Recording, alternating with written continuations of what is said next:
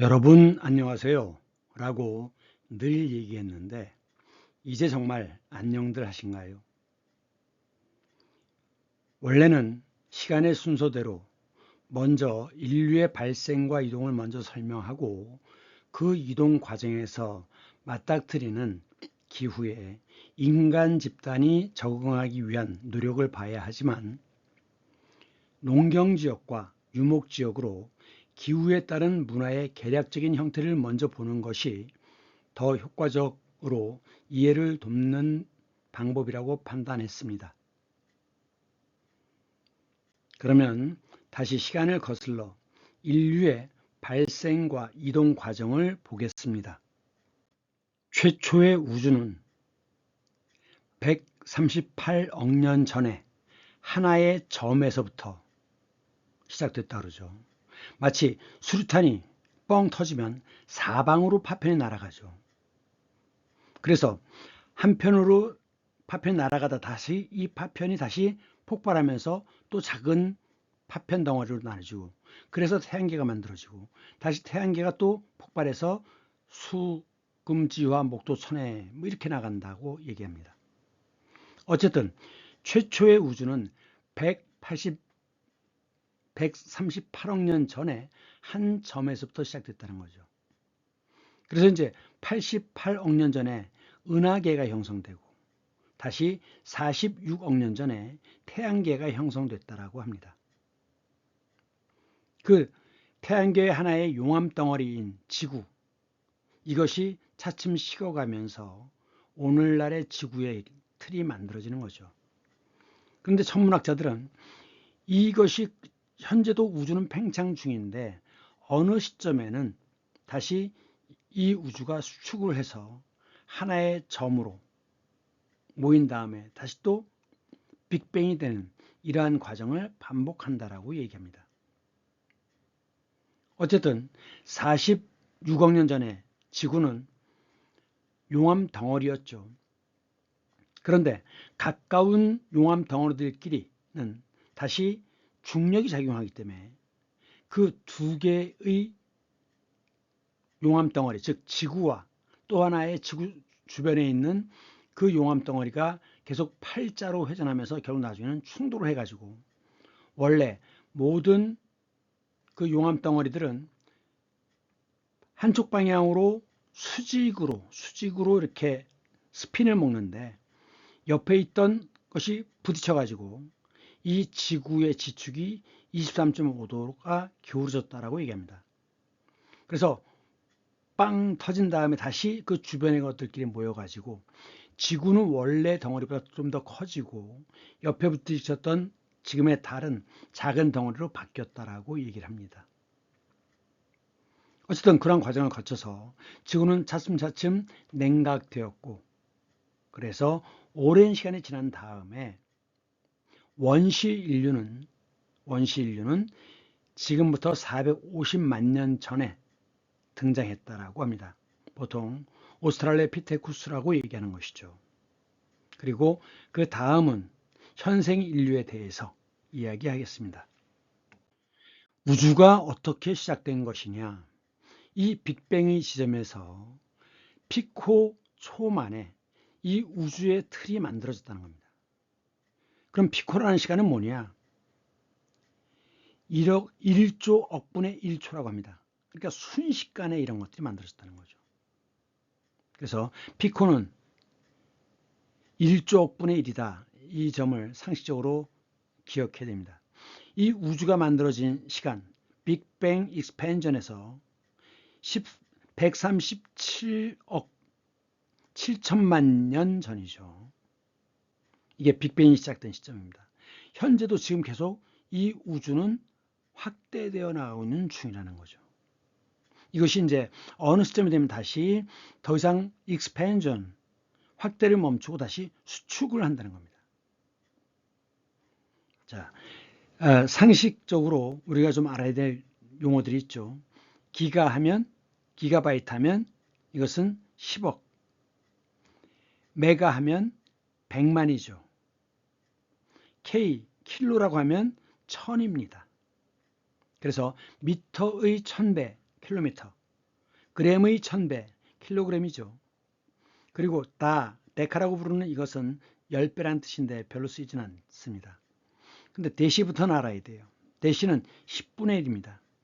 그러면 데시리터라는 건 뭐냐? 1리터의 10분의 1이죠. 그것이 데시리터입니다. 그런데 지금 비커죠? 250ml라고 썼습니다. 자, 밀리라고 하는 건 무슨 뜻이냐? 1000분의 1이라는 뜻입니다. 그럼 리터의 1000분의 1을 뭐라고 합니까? cc라고 하죠. 1cc. 가로 세로 높이 1cm. 이것이 1cc죠. 그 cc를 밀리리터, 1000분의 1 리터라고도 얘기합니다. 그 다음 센티. 센티는 100분의 1입니다. 그래서 미터의 100분의 1이기 때문에 센티미터고, 그 다음에 그 기간을 100으로 등분한 것, 이것이 세기죠. 센츄리, 1세기. 그래서 1세기가 100년 아닙니까? 그 다음에 밀리는 조금 전에 말씀드린 것처럼 1000분의 1이다. 그래서 리터의 1000분의 1 밀리리터, 즉 cc죠. 미터의 1000분의 1 밀리미터죠. 그 다음에 이것은 그리스어를 쓴 건데 마이크로라고 하죠. 마이크로. 10의 6승분의 1. 마이크로웨이브 할 때 그 전자 웨이브, 마이크로웨이브 할 때 그게 전자의 크기가 이렇다는 거겠죠. 그 다음 나노라는 것은 나노미터, 나노 입자 이런 얘기를 하죠. 그래서 이 정도의 기호는 상식적으로 좀 기억해 둘 필요가 있습니다.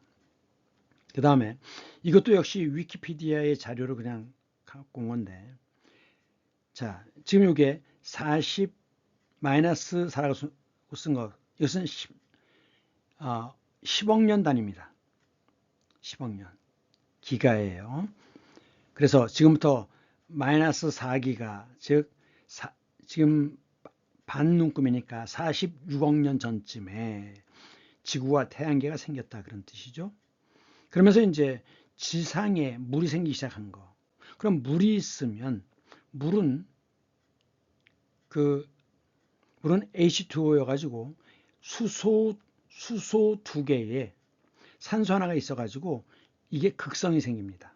108도로 이렇게 각도가 되어 있다고 하는데, 그래서 다른 이온들을 분해시킨다는 거죠. 그것이 바로 가수분해라고 하는 겁니다. 물을 더해서 분해시킨다. 그럼 뭐 소금이나 설탕 같은 건 다 물에 녹죠. 그런 것들이 가수분해입니다. 그러니까 물은 생명을 유지하는데 매우 중요하다. 그래서 이제 거기서 단세포 생물이 생기고, 처음에는 이제 질소 동화를 하다가 나중에 이제 산소가 생기면서 산소 동화를 하는데, 초기에 바다 물고기들은 질소 동화를 했다고 합니다. 그러니까 질소를 주고받으면서 거기서 에너지를 얻는 거죠. 매우 속도가 느리대요. 그런데 이제 산소 호흡이 가능해지면서 광합성으로 산소가 나오지 않습니까? 산소 호흡을 하게 되면서부터 이 속도가 엄청나게 빨라지는 거죠. 이 공기 중에 산소의 농도가 많아지면 동물들, 식물들이 전부 다 몸집이 커집니다. 그 다음, 이때는 이제 단세포일 때는 주로 무성생식을 하다가, 무성생식, 즉 남성 여성 구분이 없는 거죠. 즉 자기 복제를 해서 똑같은 놈을 만들어요. 그것이 무성생식인데, 이제 나중에는 무성생식은 유전자가 똑같기 때문에 환경의 변화에 적응하기가 어렵습니다. 그래서 환경의 변화가 일어나면 멸종을 하죠. 그래서 등장한 방법이 어떤 상황에서도 가능하면 상황이 변하더라도 그 유전자의 다양성으로 살아남기 위한 방법이 유성생식이라는 거죠. 그래서 다세포 생물부터 이렇게 해서 이제 유성생식이 시작되고, 물론 이 시대에도 무성생식을 하는 것들은 있습니다. 항상 혼재되어 있는 거예요. 이쪽으로 나가는 게 주류라는 거일 뿐이죠. 그러면서 척수동물이 생기고 무척수동물이 생기고 뭐 이렇게 나가는 겁니다. 자, 어쨌든 이 생식에 있어서는 생긴 순서대로 무성생식부터 보겠습니다. 약 45억 년 전에 분열로 자기 복제를 하는 거죠. 그래서 출하를 합니다. 이 아는 위에 풀초를 빼면 이건 어금니 아자입니다. 그래서 치아라고 하죠. 앞에 있는 치, 양쪽 끝에 있는 것은 아. 그래서 우리가 치아라고 얘기하는 거예요. 그럼 코끼리의 어금니가 뭐죠? 상아. 위에 풀초가 들어가면 이것은 싹이란 뜻입니다. 싹. 싹아자예요. 그래서 싹이 트는 걸 뭐라고 합니까? 발아라고 하죠. 발아 효소. 예, 싹이 나오는 겁니다. 지금 이게 산호인데 이 가시처럼 보이는 것들이 다 뭐냐? 원래 여기서부터 싹이 나와서 이렇게 자라는 거죠. 그럼 여기 우툴우툴한 거 보이시죠? 이것도 다시 여기서 싹이 나오는 겁니다. 그래서 산호의 모습이 나뭇가지의 모습처럼 보이는 거죠. 무성생식입니다. 그 다음 세포분열 또는 자기 몸을 그대로 복제하기 때문에 체세포 분열이라고도 합니다. 그 다음 포자라는 건 뭐냐면 그 약간 딱딱한 막으로 씨를 넣어두는 거예요. 이것이 포자. 그래갖고 시간이 지나면 이게 익어가지고 탁 터트리는 거죠. 그런 포자 방식이 있는 겁니다. 그런데 그 다음에 유성생식이 생기죠. 이렇게 순놈과 암놈으로 구별되는 이것이 유성생식입니다. 그래서 약 10억 년 전에 유성생식이 시작되었다라고 하는데 이것은 바로 생존을 위해서 유전적 다양성을 갖기 위한 방법이라는 거죠.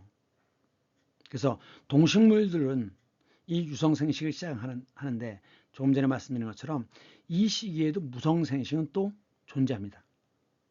유성생식을 하다가도 또 무성생식으로 돌아가는 정도 있어요. 환경에 따라서. 왜? 번식이 가장 중요하니까. 이런 것도 있습니다. 여러분들 민어회 좋아하시나요? 민어를 잡을 때 대나무 관을 물속에다, 바닷속에다 이렇게 깊이 집어넣고서 그 바닷속의 소리를 듣는답니다. 민어는 그 폐로 호흡을 한대요. 그래서 이 폐로 호흡하던 그것이 남아서 밑에서 이제 그 대나무 관을 길게 집어넣으면 뽀글뽀글뽀글 하는 숨쉬는 소리가 들린답니다. 그래서 민어를 잡는다는 거죠. 어쨌든 이 물고기 불에라는 건 왜 생긴 거냐? 아가미 호흡을 하면 되지 왜 불에가 필요합니까? 그런데 어느 시기에는 바다의 환경이 너무나 열악해져서 바닷속에서 살기가 매우 어려워졌답니다. 그래서 물고기들이 땅 위로 올라와 있대요. 그러다 다시 또 바다로 들어가고 그렇겠죠. 왔다 갔다 이렇게. 양서류도 아닌데. 그랬는데 그래서 이제 공기 속에서 호흡하려면 폐가 필요하죠. 그래서 폐가 생겼다가 다시 이제 바다의 환경이 좋아져 가지고 더 이상 육지로 나올 일이 폐로 호흡할 일이 없어졌답니다. 그래갖고 폐가 뭐로 바뀌었다고요? 불에로 바뀌었대요. 불에라는 게 뭡니까? 공기주머니 역할을 하는 거죠. 그래서 그 물고기가 다시 바다로 돌아가면서 폐의 기능을 했던 것이 다시 불에로 바뀌었다고 합니다. 민어회에서 불의 회를 주기도 합니다. 결국은 이렇게 진화가 일어나는 건 다 뭐냐? 핵심은 생존을 위한 다양한 적응의 과정이다. 이런 얘기입니다. 역시 이 점은 인간도 마찬가지죠. 여기에서 인류 진화의 단계라고 얘기는 했지만 이러한 주장들은 하나의 의견일 뿐입니다. 그래서 굉장히 서로 다른 주장들이 많아요. 그러니까 큰 흐름만 이해하시도록 하는 게 좋겠습니다. 사실은 이 진화와 관련된 문제뿐만이 아니라 그 이전에도 그러면 인간은 어떻게 생긴 거냐? 하나님이 창조한 거다. 아니다. 진화한 거다. 굉장히 주장들이 많습니다. 그 주장이 합의가 된 것은 론이라고 얘기하고 그냥 주장일 뿐이다. 너무나 논리적 허점이 많을 때는 그냥 설이라고 합니다. 그래서 기독교 근본주의자들은 진화설을 주장하죠. 그들의 주장을 진화설이라고 하고 학교에서 배우는 것은 진화론입니다. 론이라는 건 주장이고 좀 더 객관성과 합리성을 가졌을 때 얘기하는 겁니다. 어쨌든 이 모든 학문에서의 어떤 주장들은 그것이 합리적이고 객관적일 가능성이 높다라는 거지 영원한 진실은 없는 것 같아요. 새로운 사실이 발견되면 또 바뀌거든요. 그래서 하나의 의견으로만 흐름으로만 이해하시기 바랍니다. 자, 그러면 이제 원시 인류라고 하면 오스트랄로피테쿠스라고 얘기하는데 오스트랄로는 오스트레일리아처럼 남쪽이란 뜻입니다. 남쪽. 호주가 남쪽에 있죠. 피테쿠스 원숭이입니다. 그런데 요거는 아마 그림을 보면 이것은 원숭이겠죠. 그런데 약간 서서 걸어요. 서서 걷는데 직립을 하긴 하지만 이것은 뒤뚱거리는 직립입니다. 먼 거리를 서서 걷지 못해요. 그래서 이것은 직립을 했지만 좀 다르다라는 점. 그리고 450만 년 전에 등장하였다라는 거고. 그 다음에 호모 하빌리스. 하빌리스라고 하는 것은 손놀림입니다. 도구를 만든다는 뜻이에요. 자, 좀 단단한 돌, 좀 모간한 돌로 늑대의 대가리를 후려갈기면 되겠죠? 그래서 도구를 사용하기 시작했다는 겁니다. 250만 년 전부터. 그런데 이것과 이것의 차이가 뭐냐? 미안합니다. 이거와 이거의 차이는 뭐냐? 이때는 손바닥을 완전하게 펼 수 없답니다. 왜? 늘 나뭇가지를 잡았기 때문에 늘 앞발의 손가락이 이게 구부러져 있다는 거죠. 쫙 펴지 못한답니다. 그런데 뭔가 잡아서 때리려면 그러면 손가락을 움직일 수 있어야 되죠. 그래서 그런 과정을 거쳐서 원래 통뼈였던 이 손의 뼈가 갈라진답니다. 잡을 수 있게, 잡기 쉽게. 그래서 갈라진 손뼈로 바뀐다는 거예요. 자, 인간은 뭔가 손으로 뭔가 도구를 만지고 이러면서 생각을 하죠. 그렇기 때문에 어린애들한테 장난감을 주는 이유가 뭐냐? 바로 이 과정을 반복시키고자 하는 것입니다. 정확한 손놀림을 위해서. 이것은 물론 사고 능력과 관련되어 있죠. 그 다음에 이 정도라면 호모 에렉투스라고 볼 수 있지 않을까요? 완전한 직립이 가능하다. 그런데 이 차이는 뭐냐? 지금 이 원숭이의 경우는 골반이 이 뒤로 이렇게 있습니다. 이 골반의 역할은 내장의 무게를 받쳐주는 게 아니에요. 하지만 직립을 하려면 골반이 이렇게 비스듬했던 골반이 완전히 누워야 됩니다. 이렇게 평평하게, 거의 평평하게. 왜? 내장의 무게를 받쳐줘야 되니까. 그래야 먼 거리를 이동할 수 있어요. 수평 골반이 돼야 장거리 이동이 가능합니다. 비로소 이 정도가 돼야 인간답다, 인간처럼 생겼다라고 얘기할 수 있는 거죠. 약 200만 년 전부터고 이 특징이 뭐냐? 불을 사용했다는 겁니다. 여러분들 영어에 erect라는 말 아시죠? E-R-E-C-T, erect. 서다란 뜻이잖아요. 그래서 등립이란 뜻입니다. 그런데 하이델베르겐시스라든가 네안데르탈인 이것은 다 뭐냐? 이들이 발굴된 지역의 지명이에요. 지역명입니다. 그래서 의미와는 관계가 없어요. 그래서 호모 하이델베르겐시스 이것이 그 독일 하이델베르크라고 하는 곳인데 100만 년 전에 등장했답니다.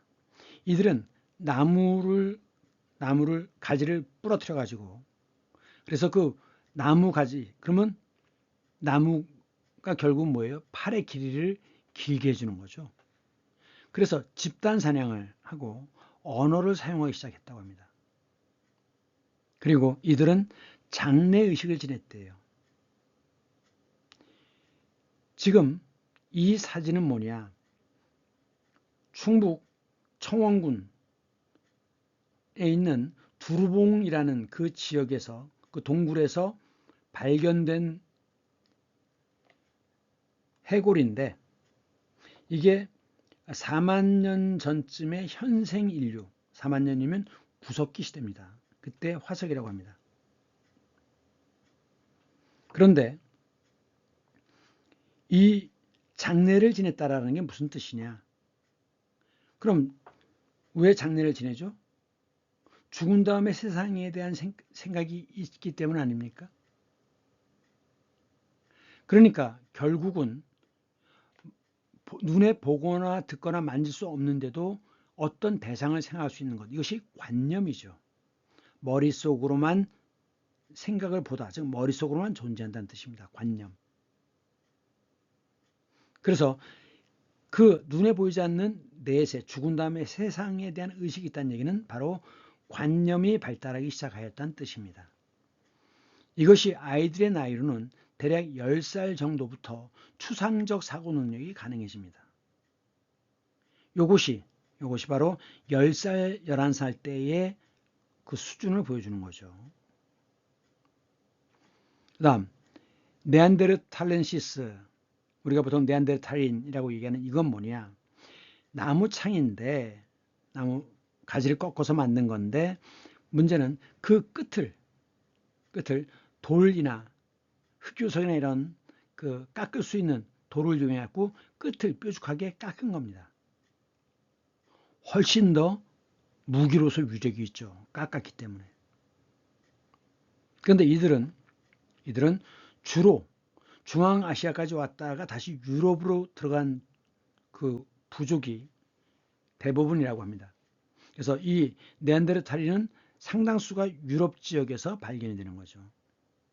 근데 이때 유럽은 아직도 빙하기가 끝나지 않았어요.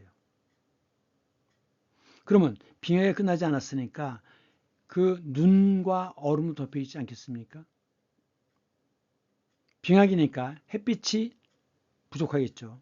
그래서 햇빛하면 관련된 게 비타민 D죠. 햇빛을 받아들이기 쉽게 이 색깔이 연해졌다는 겁니다. 그래서 이들은 뭐 갈색 눈동자, 뭐 파란색 뭐 이런 것들이 있고 또 이 머리 눈썹과 머리의 색깔도 다르죠. 그런데 밝은 쪽으로 이들은 변했답니다. 밝은 쪽으로. 그 다음 호모사피엔스 20만 년 전에 등장했다고 하는데 이 시기를 구석기, 뗀석기라고 보죠. 그리고 이제 그 돌과 돌을 부딪혀 가지고, 그러니까 금이 없는 돌, 단단한 돌과 부딪히면 그 금이 있는 부분이 깨지면서 날카로워지지 않겠습니까? 그래서 그러니까 그 깨트려서 만든 석기이기 때문에 타제석기. 그리고 드디어 호모 사피엔스가 등장하죠. 아시는 것처럼 사피엔스는 사이언스처럼 지혜로운이란 뜻이죠. 똑똑한, 지혜로운. 3만 년 전에 이전과 마찬가지로 또다시 아프리카에서 기원이 되었다고 합니다. 그래서 이들을 우리는 현대 인류라고 얘기하죠. 그리고 이때를 신석기라고 하고 그때 석기가 간석기이죠. 갈다가 한자로 뭡니까? 갈마자죠. 학문을 연마한다. 그래서 이것을 갈아서 만든 석기에서 마제석기라고 얘기합니다. 자, 좀 더 자세히 보겠습니다. 호모 하빌리스라고 하는 것은 도구란 뜻이라고 했죠. 그래서 돌과 동물의 뼈를 이용한 돌 중에 굴러다니는 돌 중에 뾰족한 것도 있지 않겠습니까? 필요에 따라서 이용한 다양한 형태의 도구를 사용했다는 거고, 눈에 흰자가 있었느냐 없었느냐 아직 이것은 확인이 안 됐다고 하는데 이 흰자가 왜 중요하냐, 눈에서. 자, 흰자가 없이 그냥 검은색으로만 돼 있다면 도대체 그 눈이 어디를 보고 있는지 알 수가 없어요. 초점이 표시가 안 됩니다. 그럼 상대방의 마음속이 어떤지를 알 수가 없는 거죠. 그래서 눈에 흰자가 생겨서 그 눈동자와 그 눈의 눈동자를 제한 다른 색깔을 구분하는 건 매우 의사소통에 중요합니다. 그러면서 이들은 땀샘이 잘 발달이 안 돼 있다고 해요. 왜? 이 사냥을 하려면, 자, 지금 이 늑대들이 들소 사냥을 하는데 들소를 잡는 방법이 뭡니까? 한 놈이 나타나면 들소는 초식 동물이니까 도망가잖아요. 그럼 한 놈이 천천히 따라갑니다. 이 따라오는 늑대가 지치면 다른 늑대가 교대해요. 그런데 어쨌든 들소는 계속 달려가야죠. 도망가야죠. 이렇게 계속 늑대는 돌아가면서 쉬지만 이 들소는 계속 뛰어야 하기 때문에 결국 나중엔 심장에 과부하가 걸려서 심장이 터져서 죽는 거죠. 그래서 이 늑대나 이런 동물들은 사냥하려면 서로 바꿔가면서 쫓아가야 되는데 인간은 그렇지 않다는 거죠. 땀이 나기 때문에 땀으로 체온을 조절해서 장거리 달리기가 가능하다는 겁니다. 이것이 인간이 생존하는데 매우 중요한 조건이었다고 그래요. 땀으로 체온을 조절한다는 게 매우 중요했다는 거죠. 그럼 이 호모사빌리스 단계에는 언어를 사용했겠느냐? 그거는 밝혀진 바가 없다고 합니다. 그 다음 호모 에렉투스. 에렉트는 직립이란 뜻이라 그랬죠. 근데 중요한 건 이들이 불을 사용했다는 거예요. 왜 불의 사용이 중요하냐? 화식을 하면, 구워 먹으면 소화 부담이 감소한다고 합니다. 자, 동물의 왕국에서 많이 보셨죠? 이 사자나 이런 것들은 사냥을 해서 먹고 나면 이렇게 늘어져서 잠을 자야 됩니다. 왜? 생고기이기 때문에 소화를 시키려면 그 몸에 있는 80% 이상의 그 피가 위로 몰려간대요. 그러니까 이쪽에 피가 부족하니까 졸린 거죠. 그래서 자는 겁니다. 그런데 인간은 화식을 하기 때문에 그 생식을 할 때에 8분의 1 정도의 에너지밖에 안 든다고 그래요. 그러니까 이 육식동물은 사냥이 끝나면 잠을 자지만 인간은 그런 게 아니죠. 깨어있는 시간이 많습니다. 굳이 잘 이유가 없어요. 그래서 생각할 수 있는 시간이 많아졌다는 거죠. 그래서 관념이라고 하는 것이 가능해진 게 아니냐라고 보는 겁니다. 또 한 가지는 소화기관이 작아져서, 즉 위가 작아져서, 그러면 직립을 하려면 골반이 이렇게 평평하게 누워야 되거든요. 그래서 작아지고 직립이 가능하도록 이렇게 평평해지는 겁니다. 그래서 직립이 가능하도록 도와준다는 겁니다. 그래서 훨씬 더 효율적인 사냥꾼이 될 수 있는 거죠. 그 다음 또 한 가지는 화식을 하면, 그전에는 늘 딱딱하고 질긴 걸 먹어야 되기 때문에 딱딱한 걸 먹으면 입안이 다 까집니다. 그래서 입안이 다 딱딱했는데 화식을 하니까 이 구강, 입안이 구강이죠. 이게 부드러워지는 거예요. 그래서 여러분들 혀 끝으로 이 뒤를 이렇게 대보세요. 자, 그러면 올라가면 잇몸이 약간 튀어나와 있죠. 계속 위로 올라가 보세요. 부드럽죠. 그러면서 약간 여기서부터 우툴투해지면서 이 뒤는 딱딱합니다. 결국 입안의 입천장의 부드러움이 달라지면 어떻게 돼요? 다양한 소리를 낼 수 있는 거죠. 다양한 소리. 그런데 언어가 되려면 낼 수 있는 소리에 따라서 인간이 낼 수 있는 소리 개수 10개 정도밖에는 뜻을 전달할 방법이 없습니다. 언어가 되려면 소리와 뜻이 1:1 대응이 돼야 되거든요. 그러면 언어가 되려면 다양한 소리를 낼 수 있어야 되죠. 골반이 작아지고 직립, 가능, 기초, 구강, 화식 이렇게 다양한 소리를 낼 수 있어야 언어가 가능해집니다. 그래서 이 화식으로 구강이 부드러워서 다양한 소리를 내므로써 의사소통이 원활해지고, 그러면서 의사소통을 통해서 두뇌가 발달하죠. 그러면서 진화가 더욱더 촉진되는 거죠. 진화를 영어로 evolution이라고 합니다. 진화, evolution. 그런데 자, RE가 붙으면 반복이라는 뜻도 있고 거꾸로라는 뜻도 있어요. 거꾸로. 그래서 거꾸로 돌아가는 게 레트로, 복고풍이죠. 하지만 리볼루션에서는 반복입니다. 이볼루션을 반복하는 것이 바로 뭐예요? 혁명입니다. 리볼루션입니다. 네안데르탈인의 경우에는 특히 기억해야 될 게 뭐냐면 유럽 빙하기에 유럽에 거주했다는 겁니다. 빙하기 때문에 당연히 춥죠. 추우니까 사냥감이 많지 않습니다. 그러면서 춥고 날씨가 많이 흐리기 때문에 이들은 햇빛을 많이 받아들여야 되죠. 그래서 멜라닌 색소가 낮아야 태양열 흡수가 높고 태양빛을 잘 받아들일 수 있기 때문에 밝은 피부로 많이 바뀐다는 겁니다. 그래서 눈의 색깔이라든가 아까 머리카락 색깔 보셨죠? 밝은 쪽으로 진화한다는 겁니다. 그 유전자를 갖고 있기 때문에 유럽의 젊은이들은 햇빛만 보면 우통을 벗어붙이고 난리를 치는 거예요. 그것은 바로 빙하기라고 하는 특성과 관련이 있습니다. 4만 2천 년 전의 남자는 이제 호모사피엔스와 네안데르탈인의 특성을 동시에 보유했다고 합니다. 그래서 이 정도의 유전자를 갖고 있었다고 해요. 그러면 네안데르탈인의 특성이 뭔데? 빙하기에 견뎌야 되기 때문에 먹은 것을 계속 축적을 해놔야 됩니다. 굶을 때를 대비해서. 그러면서 면역이 강화되어 있고 그 출산율을 증가시킬 수 있는 유전자가 있었다고 합니다. 그 호모사피엔스와는 이 기간에 교배도 했다고 해요.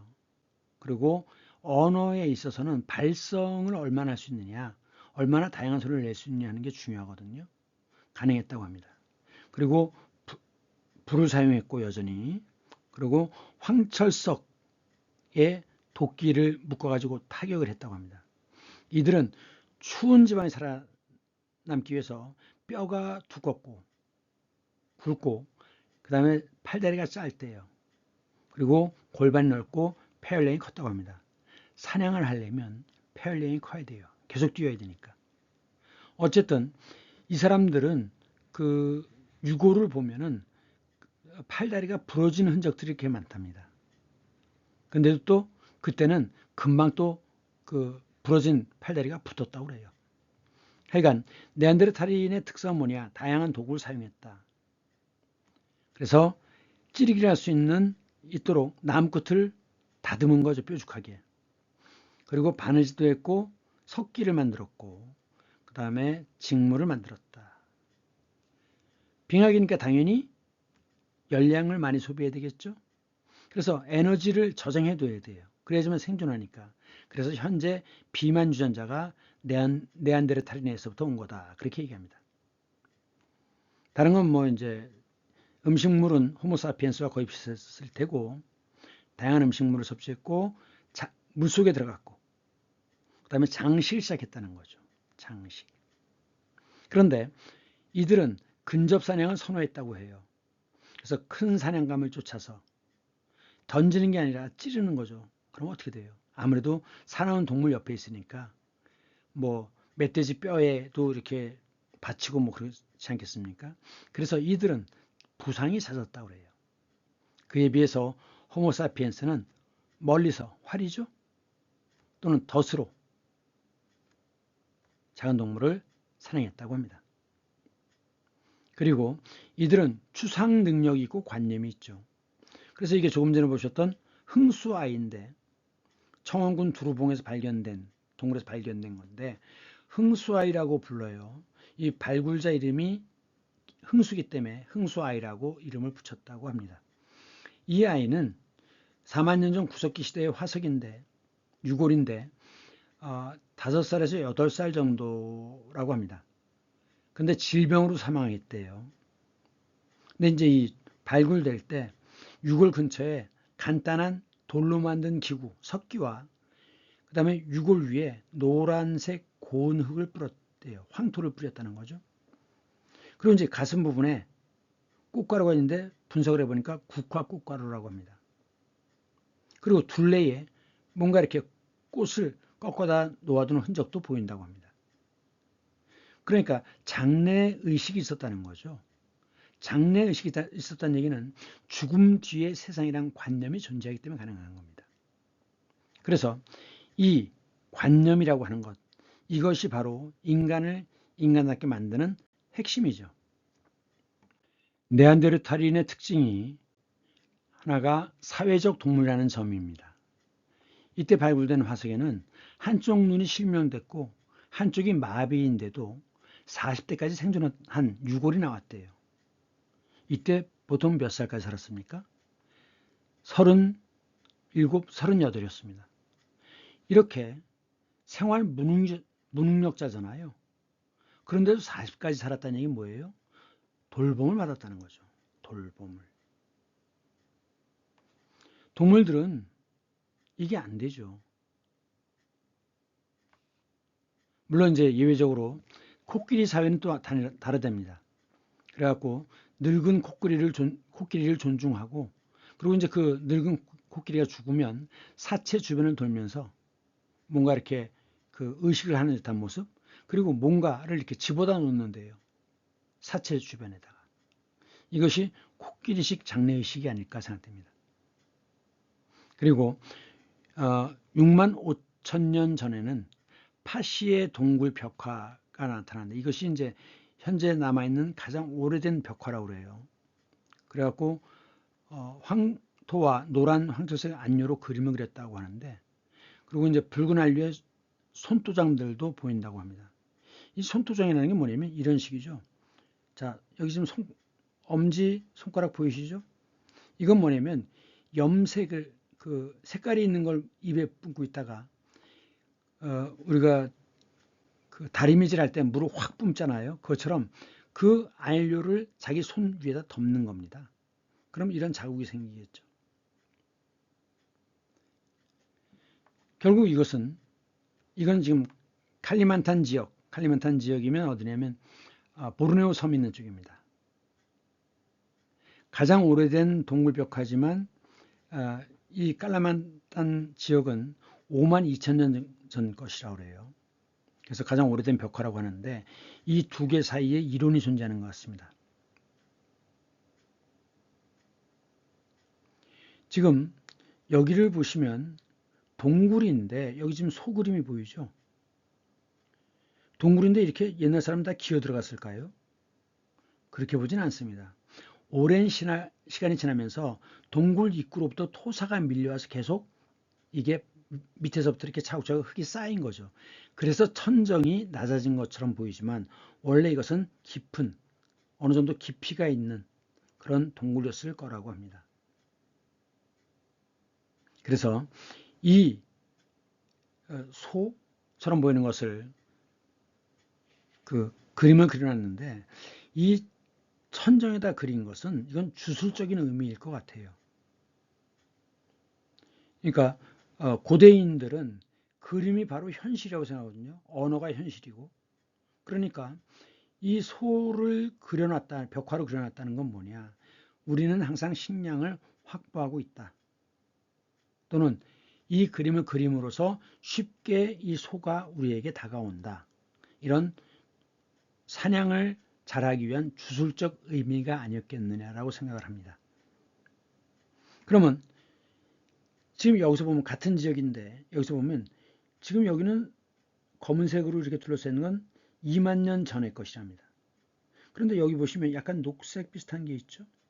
이거는 4만 년 전이래요. 그러니까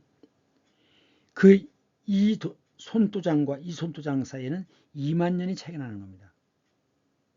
그럼 왜 이 사람들은 이렇게 손바닥을 찍었을까라는 거죠.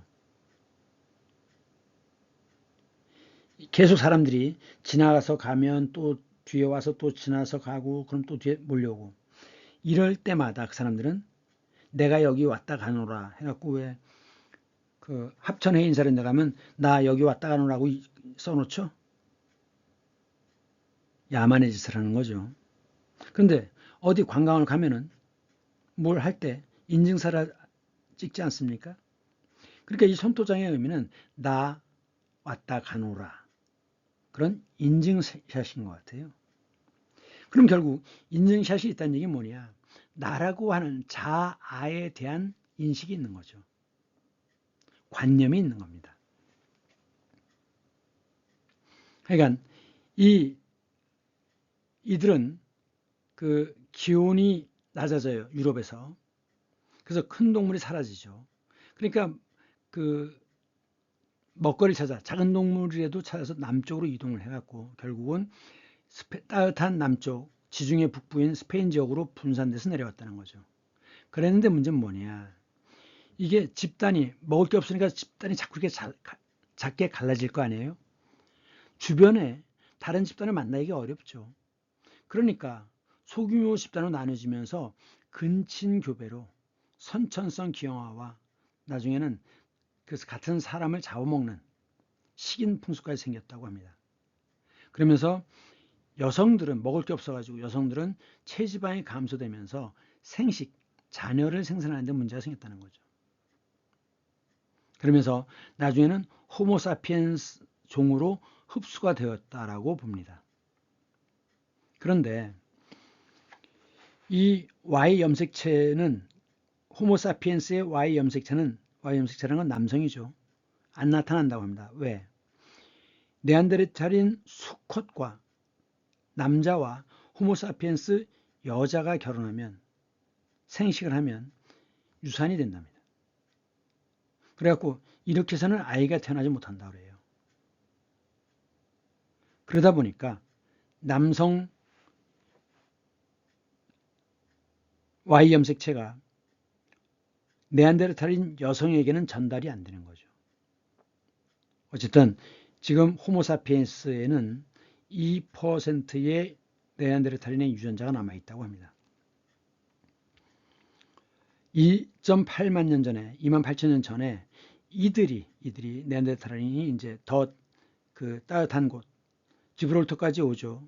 지브롤터를 바다를 건너가면 아프리카죠. 이 네안데르탈인이 마지막 생존자고 결국은 다 소멸하게 되었다라고 얘기합니다.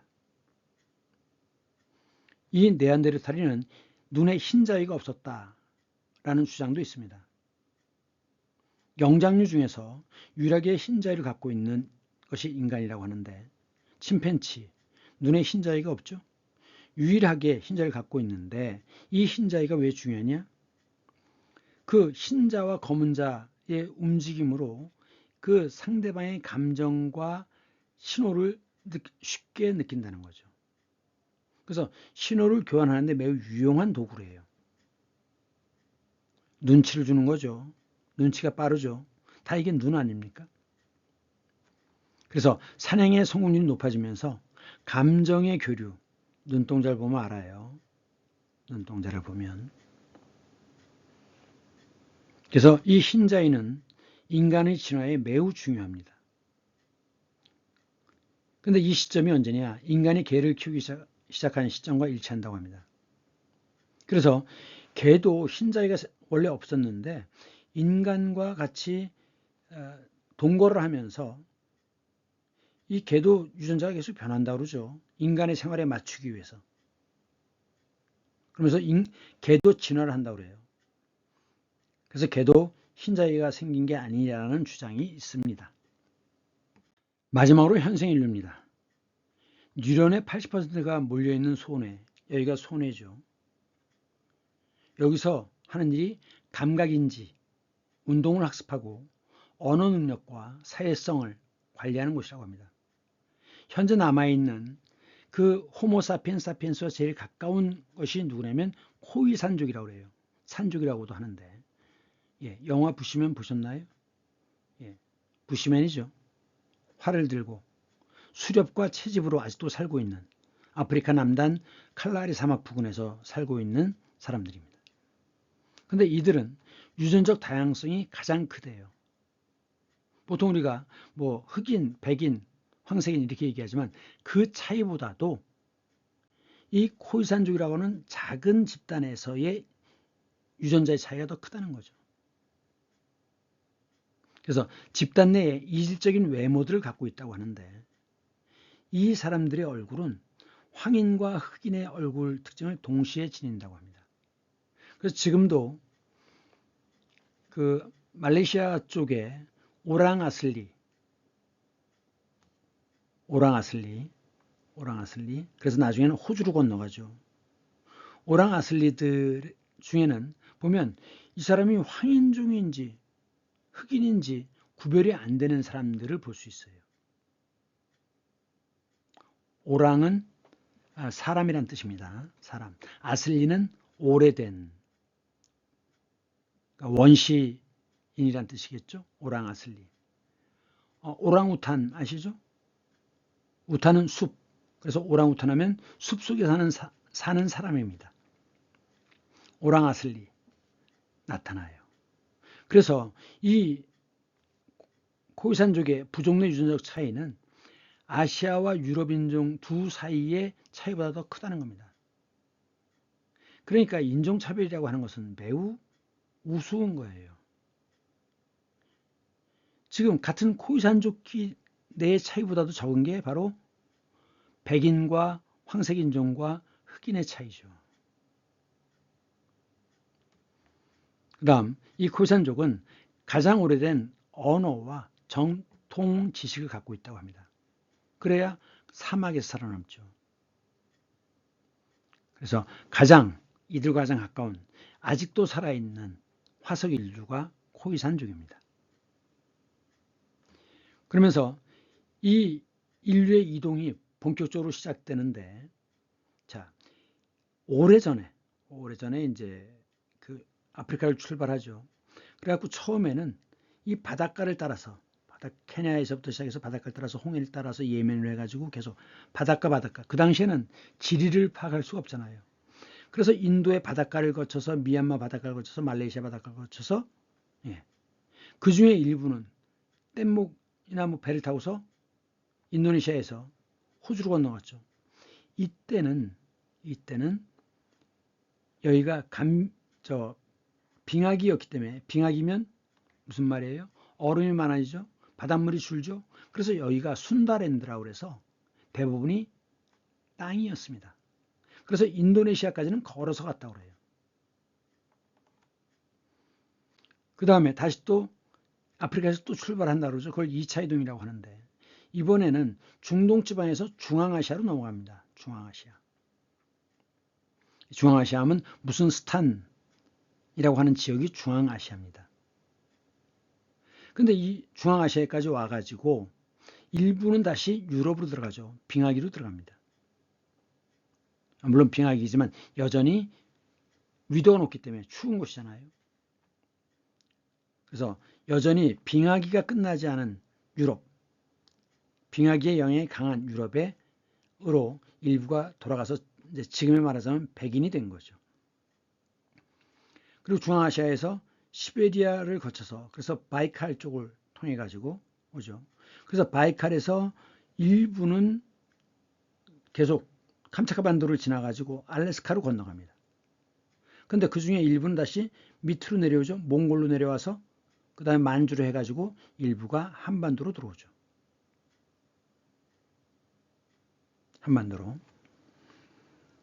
그랬는데 14,000년 전에 이들이 이제 알래스카로 넘어갔는데, 그 당시에는 고緯도에다 빙하기였기 때문에 여기가 막혀서 알래스카, 캐나다 쪽에 막혀가지고 도저히 넘어갈 수가 없었답니다.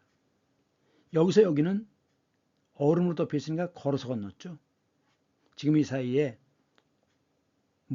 바닷물이 흐르지만 그때는 얼음으로 덮여 있다고 합니다. 그래서 이 알래스카로 넘어간 사람들은 거기에서 생존할 수밖에 없죠. 그들이 누굽니까? 이누이트죠. 우리가 보통 에스키모라고 했는데, 에스키모는 날고기를 먹는 자라는 뜻의 그 야만인을 보는 서양인이 붙인 이름이라고 해요. 그래서 이누이트라고 하는 건 인간이라는 뜻이라고 합니다.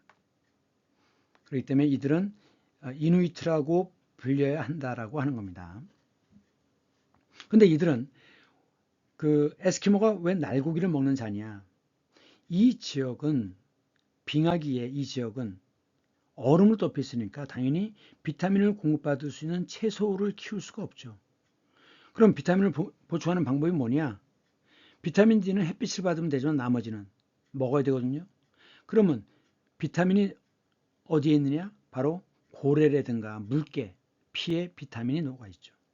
그래서 그 피를 먹어야지만 이들은 생존할 수 있는 겁니다. 그러니까 날고기를 먹어야지만 생존할 수 있는데 이들을 에스키모라고 야만시하고 멸시하는 것은 잘못됐다는 이야기입니다. 그래서 그쪽 말로 인간이라는 뜻을 지닌 이누이트라고 불러야 한다는 겁니다. 그런데 그러다가 이제 약 1만 년 전부터 간빙기가 시작되죠. 그래서 얼음으로 막혔던 에스키모들이 이누이트가 이 남하를 합니다. 그래가지고 처음에 도착한 곳이 나바호래요. 오데호 연안의 나바호족이라고 합니다.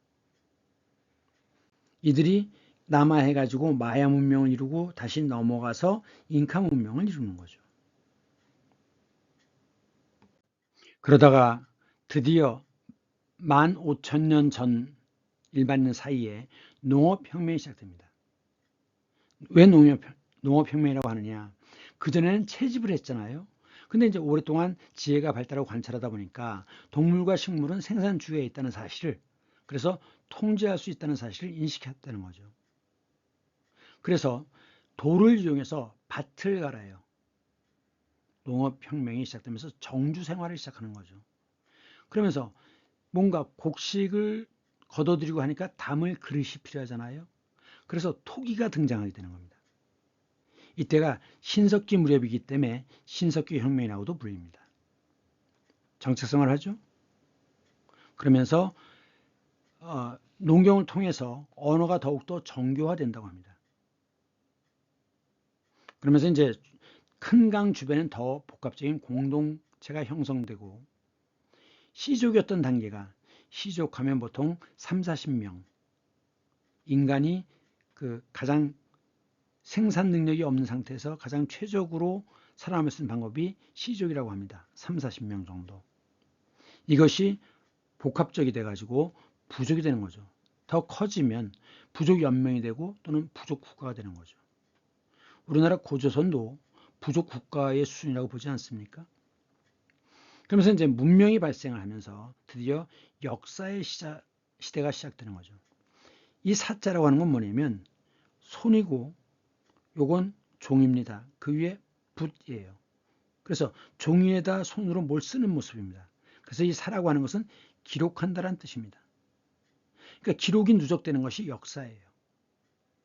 그럼 이 이전을 뭐라고 하느냐? 선사시대라고 얘기하죠. 기록이 존재하기 이전의 시대입니다.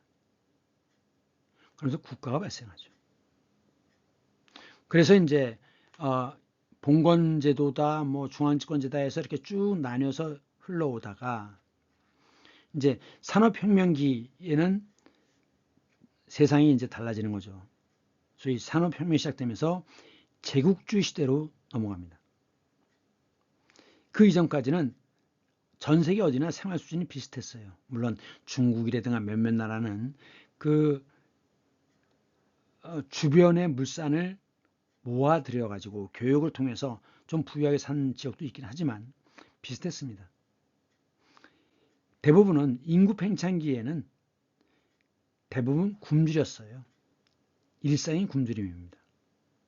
그러면서 전염병이나 전쟁으로 인구가 감소되면 다소 농노들도 다소 인간 대접을 받기 시작하는 거죠. 지금 이게 보시면 베네치아 가면입니다. 베네치아는 그 처음엔 오스만 터키를 통해서 유럽의 물자를 공급하면서 떼돈을 벌다가 나중에는 이제 오스만 터키가 약화될 때는 이제 유럽의 강자로 등장하죠. 이 가면인데 지금 가면이 여러 종류가 있지만 이렇게 코가 뾰족한 가면이 있습니다. 이건 뭐냐면 흑사병 이런 것이 돌면 의사들이 가면을 쓰는데 요 안쪽에서 요 끝에다가 무슨 약재를 집어넣습니다. 그러고서 의사를 전염되지 않기 위해서 의사를 진료하는 거죠. 물론 소용없는 거지만.